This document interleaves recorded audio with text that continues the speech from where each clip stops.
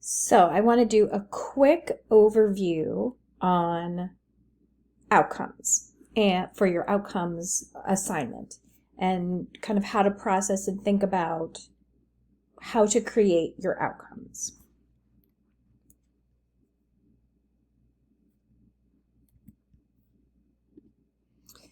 So you first want to think about, in terms of your objectives, recognizing the value of an outcome assessment.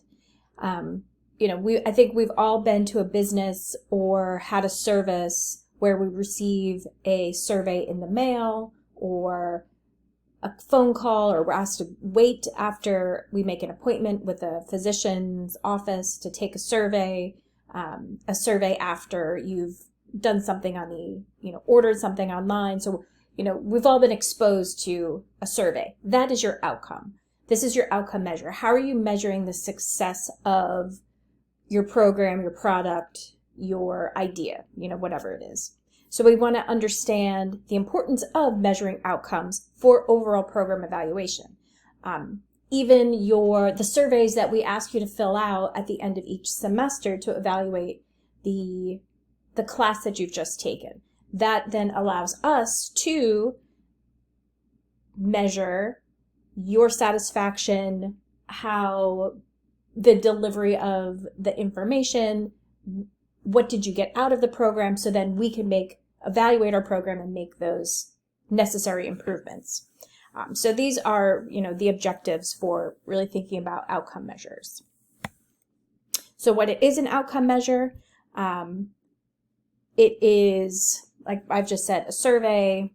It could be an oral survey. It could be a paper survey. It could be a web survey. It could be one sentence. It could be multiple sentences. It could have a number of descriptors. It could be multiple choice. It could be open-ended. So there's a lot of ways for their outcomes to be measured. And then I'm sure you've used an outcome measure. So think about where you used it, what it was, how long it take to use it, how easy was it to use it, what format was it in. And then think about how do outcomes shape program development and improvement. So as you develop your outcomes. So part of outcome measures is the collection of the data. So this is the process of gathering and measuring information on variables of interest in an established systematic fashion. So the gathering of these data points are not arbitrary. There's a clear and concise process and reason why you're gathering these data points, and then how you're going to use these data points. And then this data collection, through these data points, it allows you to then evaluate the success of your outcomes, or it allows you to evaluate the next steps for your program or for your product. It allows you to evaluate, however it is that you created your outcome measure, it allows you to evaluate that thing. And then it allows you to show that the business, the program, the product is making a difference. It allows you for sustainability, for funding. It allows others to see the viability of your product, your service, your business. So I think I've explained why it's important to collect data, but it helps you learn more about your customers. It enables you to discover trends in the way people change their opinions and behavior.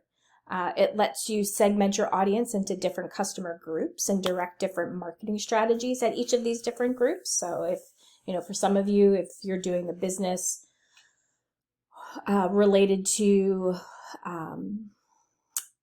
let's say, a community activity group, right?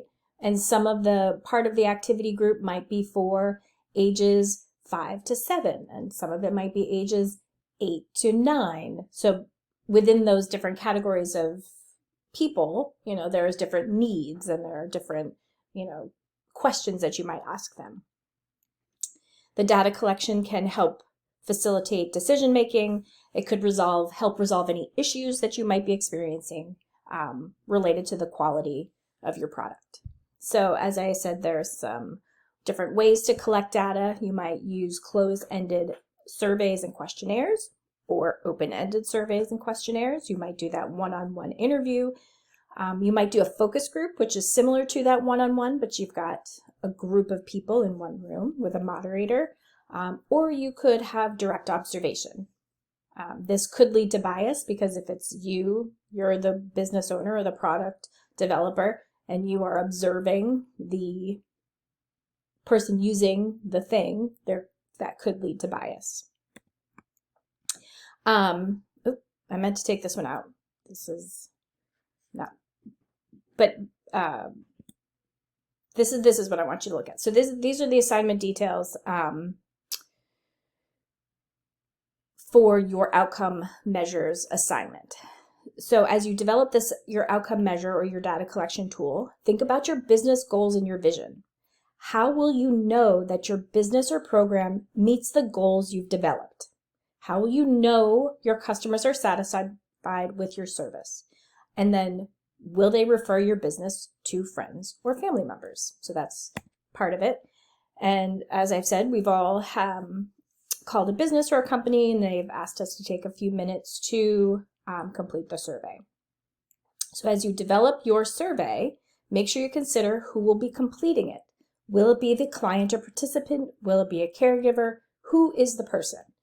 And how will you need to modify the measure based on the client? So if it's a child, I think maybe as a kid, did you ever take a survey where it was like a little smiley face? It was like sad or happy or like kind of happy or really happy. And as a kid, you just like point at the smiley face so that the child is part of the survey process. It's not just for adults. And somebody with an intellectual disability. It's, surveys are not just for, typically developed humans, they're for everybody. So how do you adapt and modify based on the clientele that you're working with? Because one size does not fit all. And then how do you plan to make sure all participants complete this outcome measure? How many times have you received an email from me that was like, hey, can you please fill out the course evaluation? I really need it because I use that data.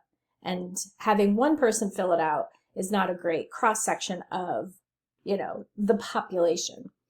And then how do you plan on tracking the results and making any necessary changes? So going forward, what I want you to think about, in 5 sentences or less, describe your final business plan. And then what are the directions for your outcome measure? Identify the format, the method of administering it, the method of returning it, and the demographic, like or open-ended questions, etc. And then get feedback from a peer. It's important to get feedback from a peer to see if it's actually a useful tool. So I thought this was a cute cartoon. And of course, don't hesitate to reach out if you have any questions. I'm always here. Have a great day.